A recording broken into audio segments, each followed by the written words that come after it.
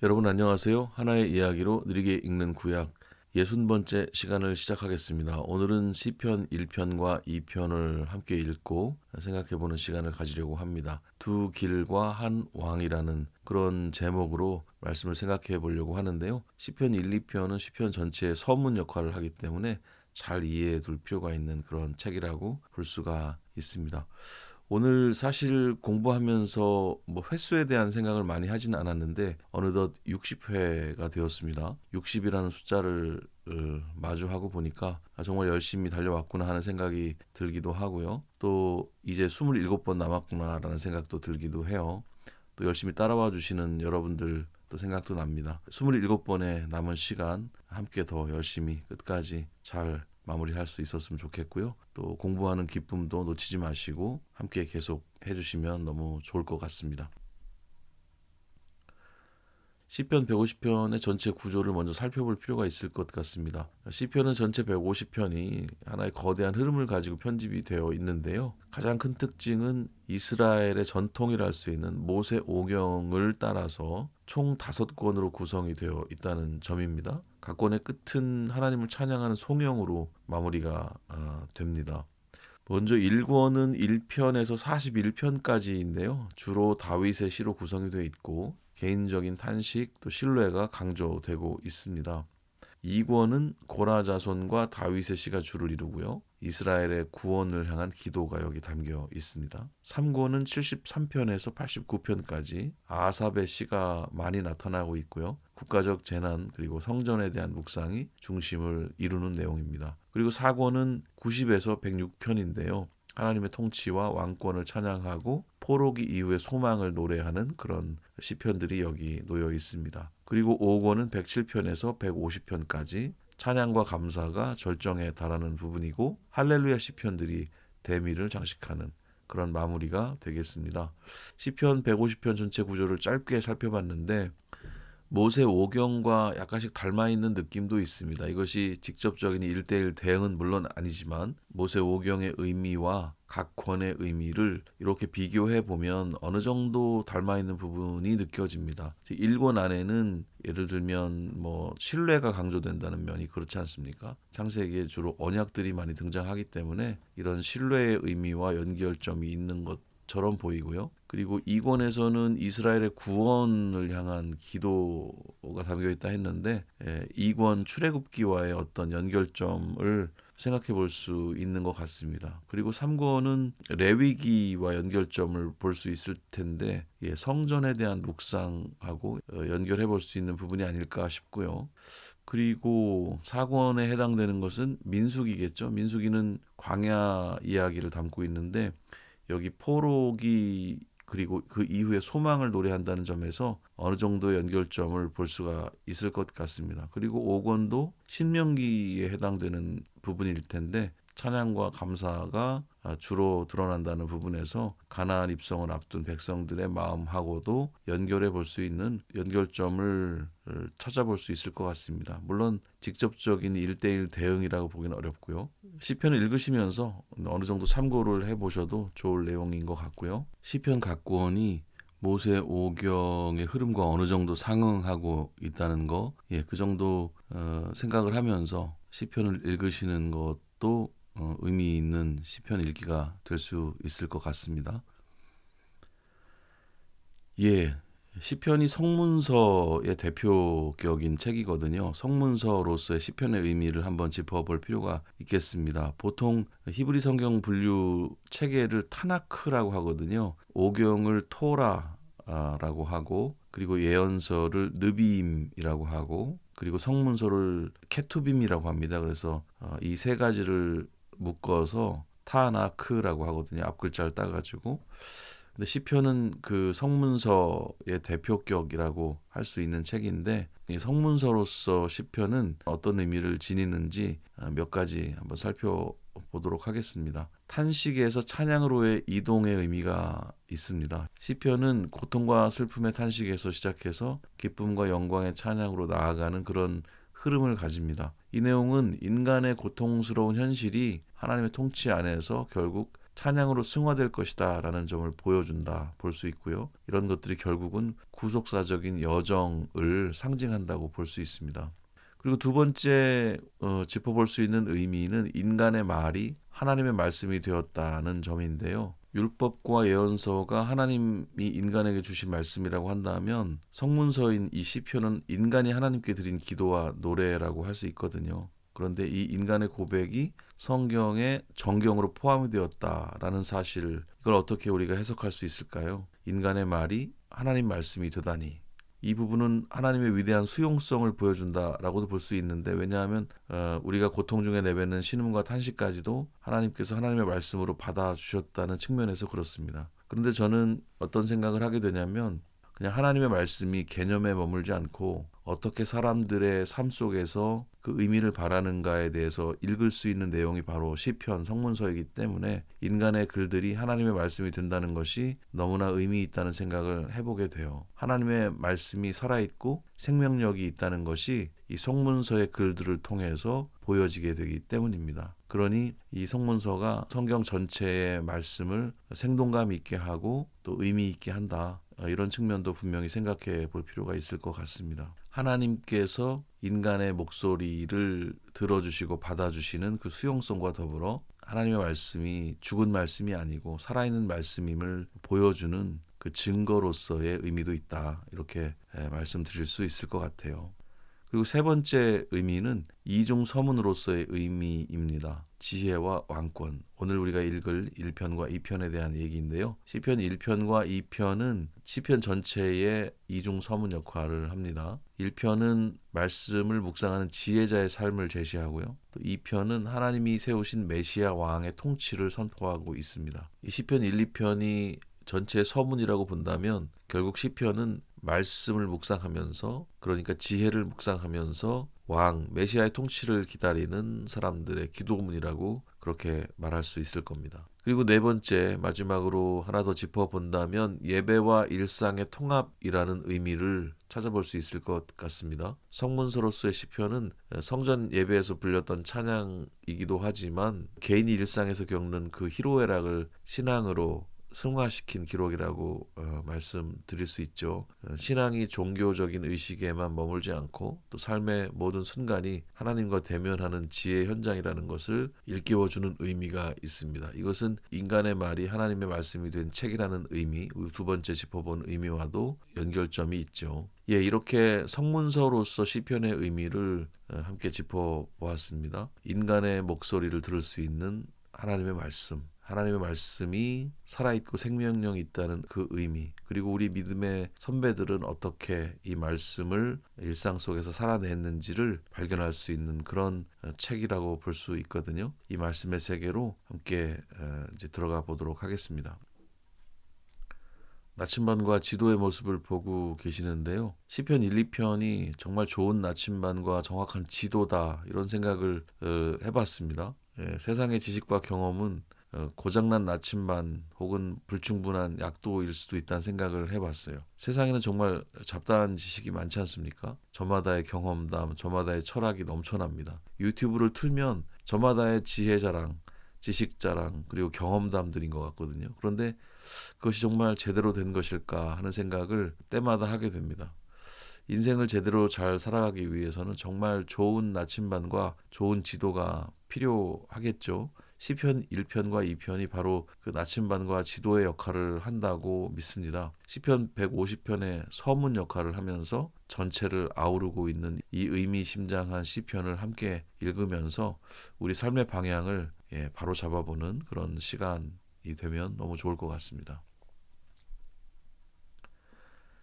시편 본문으로 이제 들어가 보겠습니다. 시편 1편 1절, 너무 중요한 문장이라 한 절만 먼저 생각을 해 보도록 하겠습니다. 복 있는 사람은 악인들의 꾀를 따르지 아니하며 죄인들의 길에 서지 아니하며 오만한 자들의 자리에 앉지 아니하고. 시편의 첫 단어는 복입니다. 아쉬레라고 적혀 있는데요. 이건 단순히 운이 좋은 상태가 아니고 하나님과 올바른 관계를 맺은 사람의 행복한 선언을 뜻한다 말할 수 있습니다. 그런데 이 복 있는 사람이 제일 먼저 하는 일이 무언가 보니까 하지 않는 거예요. 여기 세 가지 동사가 나오는데 따르지 않고 서지 않고 앉지 않는다 이렇게 되어 있습니다.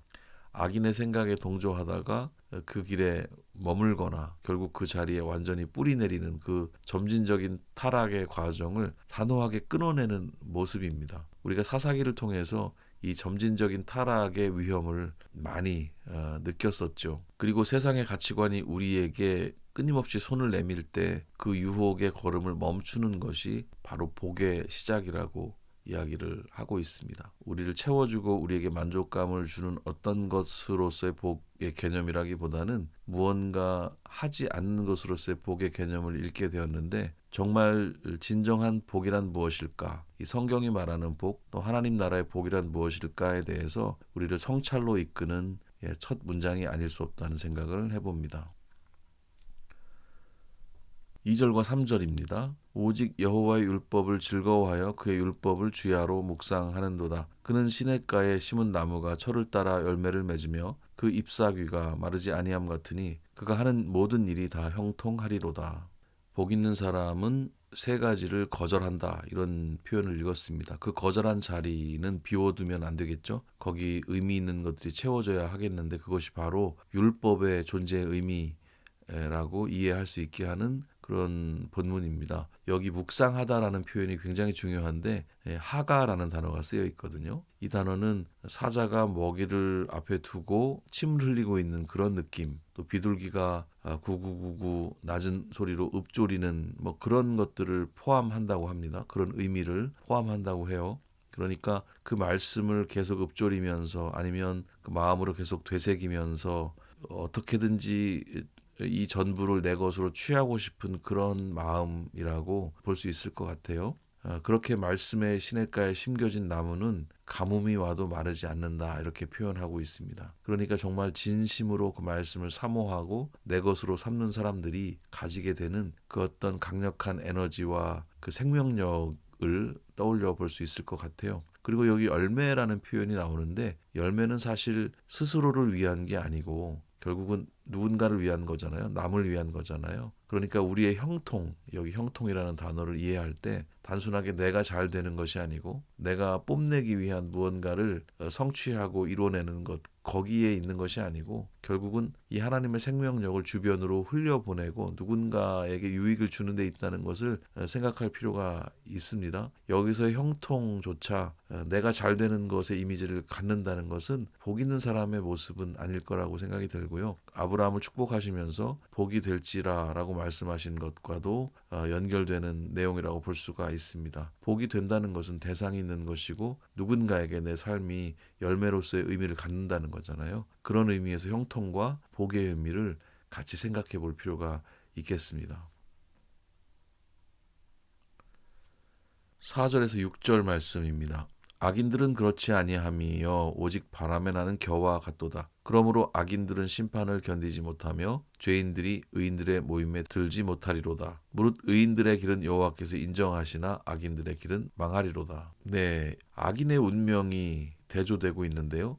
악인의 운명은 겨에 비유되고 있습니다. 겉보기에는 나무처럼 당당해 보일지 몰라도 속이 비어있기 때문에 시련의 바람이 불면 순식간에 흩어져 버리는 것이 이 겨의 속성이라고 볼 수가 있죠. 뿌리가 없기 때문입니다. 마지막 날에 하나님은 그 길을 인정하신다고 하는데 흥미로운 것은 여기 인정이라는 단어에 야다가 쓰여 있다는 거예요. 야다는 보통 안다라는 의미로 많이 우리가 이해를 하는데 그리고 이 안다는 것이 대충 아는 것이 아니라 아주 깊숙이 그 본질까지 이해하는 깊은 알을 주로 가리키는데 여기서 인정하시나 할 때 같은 단어가 쓰였다는 것이 너무 의미가 깊은 것 같습니다.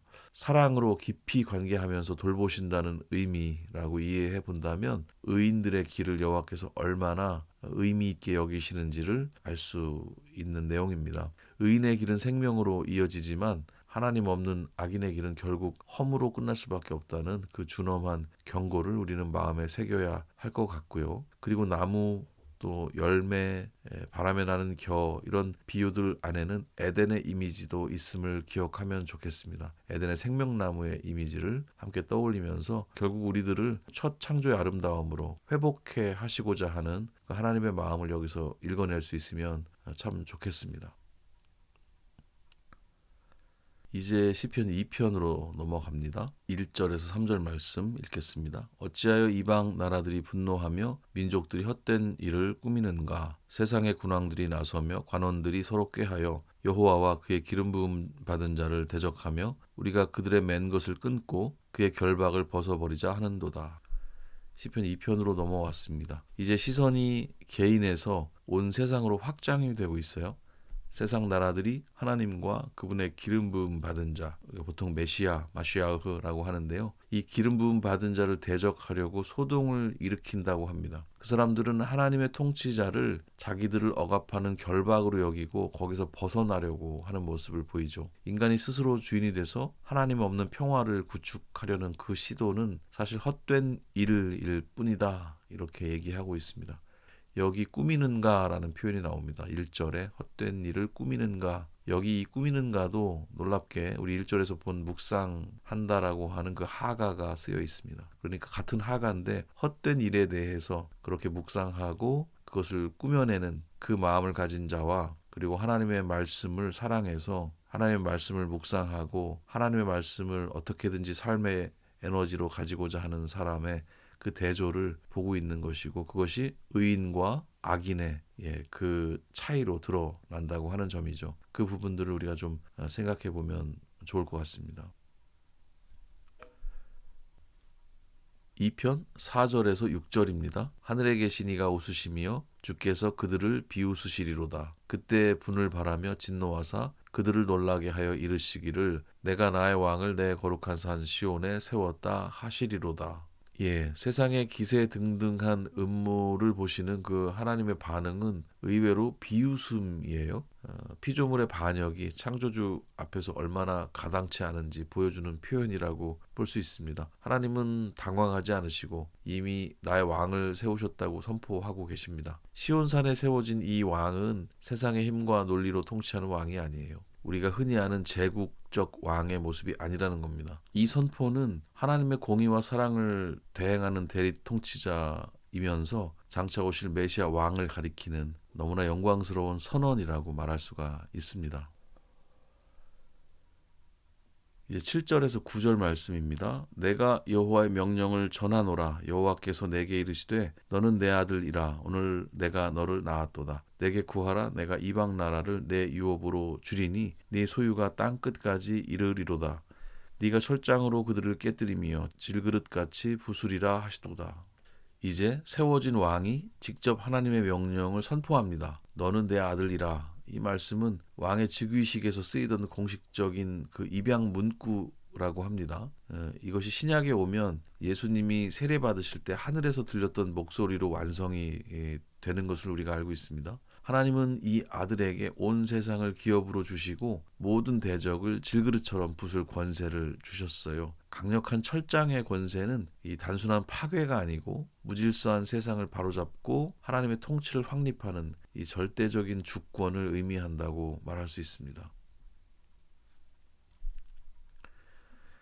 이제 10절에서 12절 마지막 단락인데요. 읽어보겠습니다. 그런즉 군왕들아 너희는 지혜를 얻으며 세상의 재판관들아 너희는 교훈을 받을지어다. 여호와를 경외함으로 섬기고 떨며 즐거워할지어다. 그의 아들에게 입맞추라. 그렇지 아니하면 진노하심으로 너희가 길에서 망하리니 그의 진노가 급하심이라. 여호와께 피하는 모든 사람은 다 복이 있도다.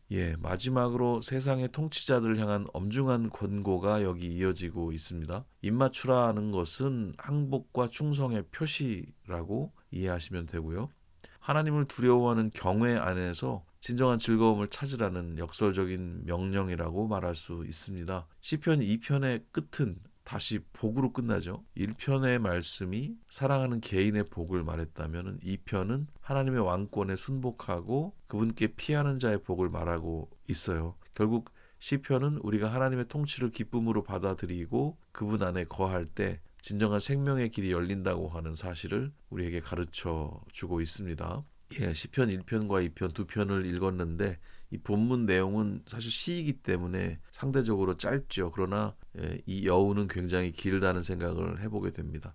우리 도입부에 말씀드린 것처럼 1편을 나침반으로 볼 수 있을 것 같다는 생각을 해보고요. 또 시편 2편을 지도로도 비유해 볼 수 있겠다는 생각을 한번 해보았습니다. 그래서 이 내용을 가지고 시편 1, 2편을 조금만 더 분석을 한 걸음 더 들어가서 해보면 앞으로의 시편들을 읽으실 때 굉장히 좋은 지침이 되지 않을까 하는 생각이 들어서 준비해 봤습니다.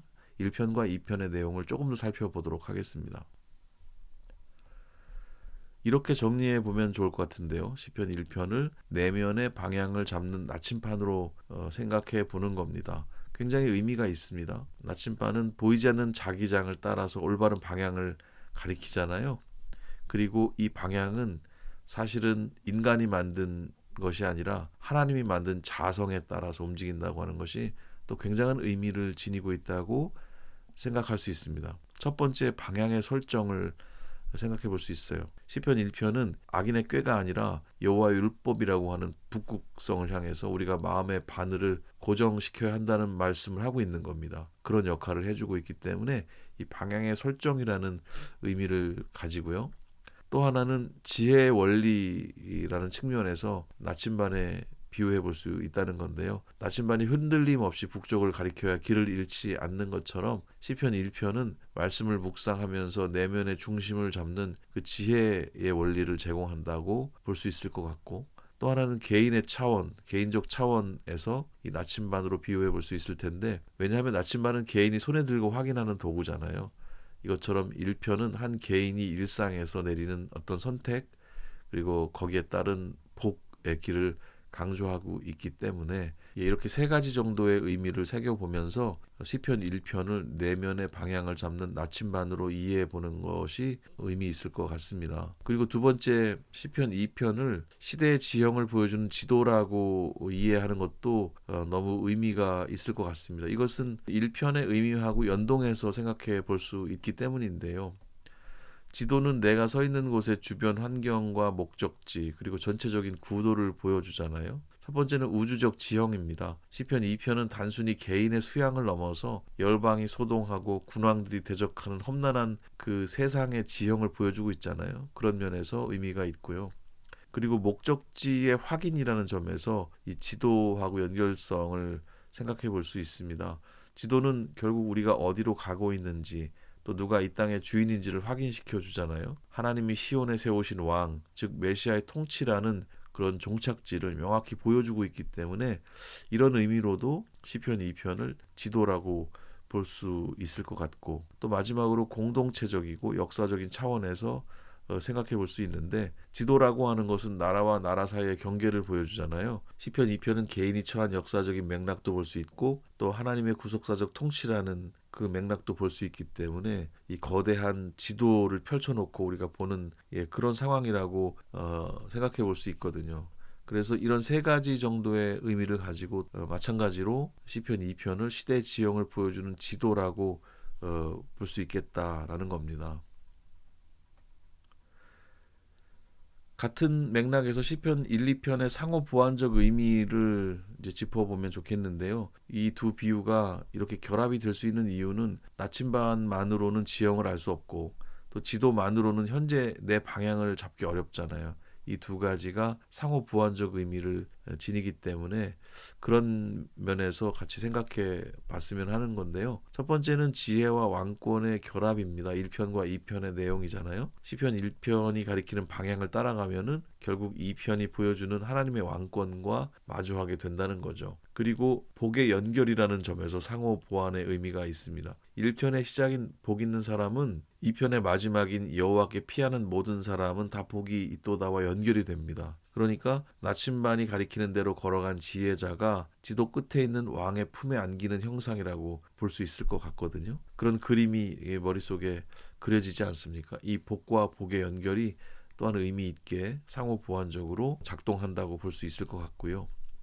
그리고 구속사의 완성이라는 점에서 또 이런 의미를 지닌다고 말할 수 있습니다. 나침반, 이 말씀 묵상이라고 할 수 있을 것 같은데 이 나침반을 들고 지도, 이 하나님의 통치를 따라서 걷는 사람만이 세상의 소란 속에서도 흔들리지 않고 시냇가에 심은 나무처럼 견고하게 설 수 있다라는 그 맥락에서 이 구속사의 완성이라는 의미도 함께 생각해 볼 수가 있을 것 같다는 거죠.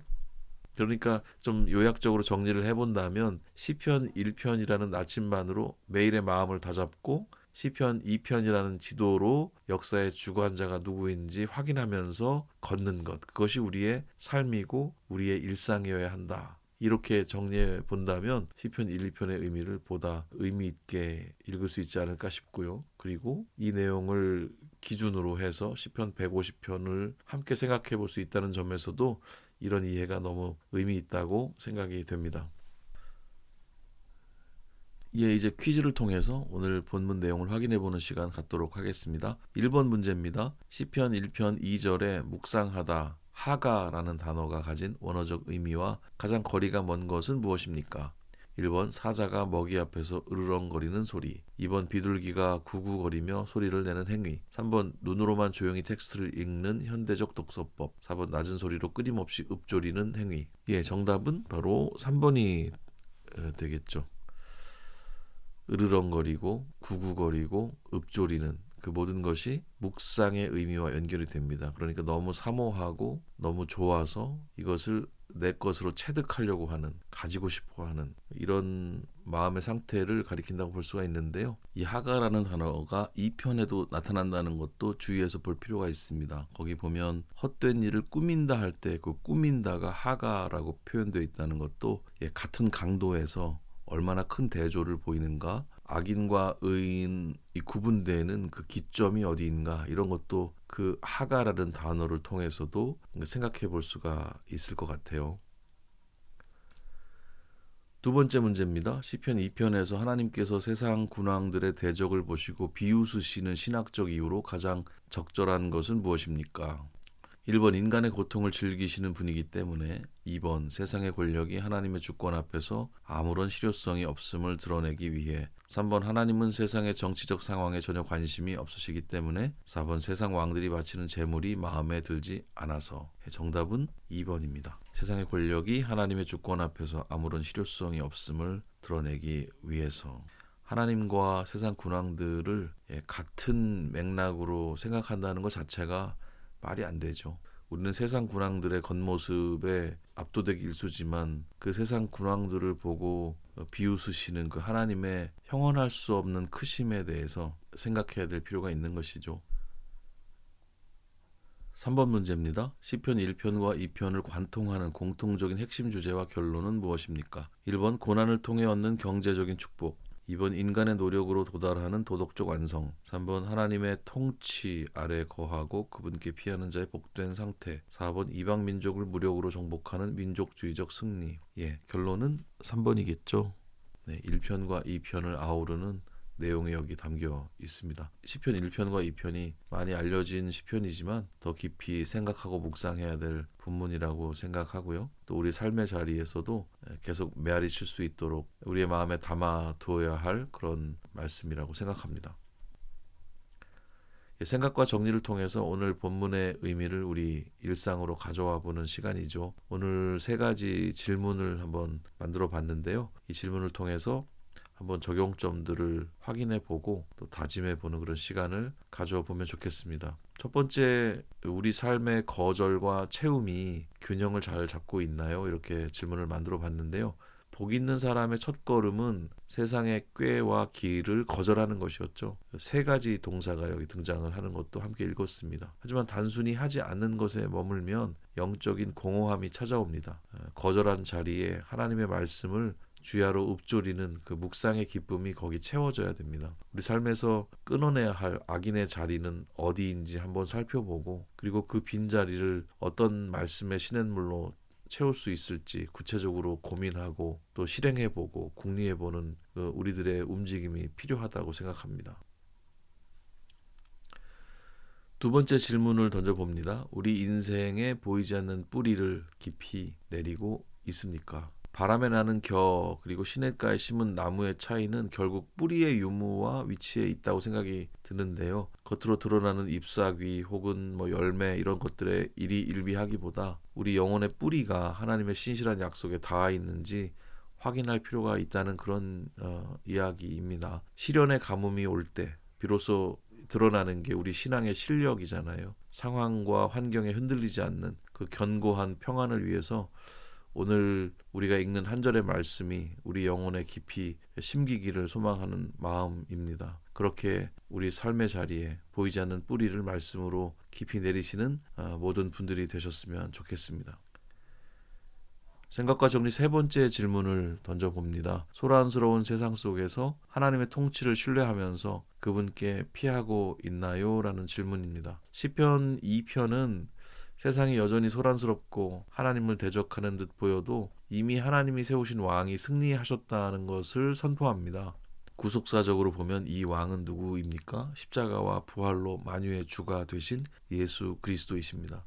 거대한 세상의 위협 앞에 우리가 위축되지 않고 진정한 피난처 되신 우리 주님께로 달려가는 것, 그것이 가장 지혜롭고 복된 삶의 태도라고 말할 수 있겠죠. 우리를 위해서 철장의 권세 대신에 십자가의 사랑을 택하신 그 아들에게 충성을 고백하면서 동행하는 우리 모두가 되었으면 좋겠습니다. 하나의 이야기로 느리게 읽는 구약 60번째 시간을 마무리합니다. 시편 1편과 2편의 의미, 시편 150편 전체의 서문이라는 의미를 가지는 부분이기 때문에 조금 더 섬세하게 살펴보려고 했습니다. 두 길과 한 왕, 이제 제목을 보시면 어떤 의미를 우리가 새겨야 할지 눈에 보이실 거라고 생각이 드는데요. 오늘의 공부가 앞으로 시편을 읽으실 때 도움이 되는 그런 자료가 된다면 더할 나위 없겠습니다. 다음 시간 61강에서는 시편 22편과 23편을 읽고 생각해보는 시간을 갖도록 하겠습니다. 잘 준비해서 다음 시간에 뵙도록 하겠습니다. 오늘도 공부하시느라고 너무 수고 많으셨습니다. 다음 시간에 뵙겠습니다. 감사합니다.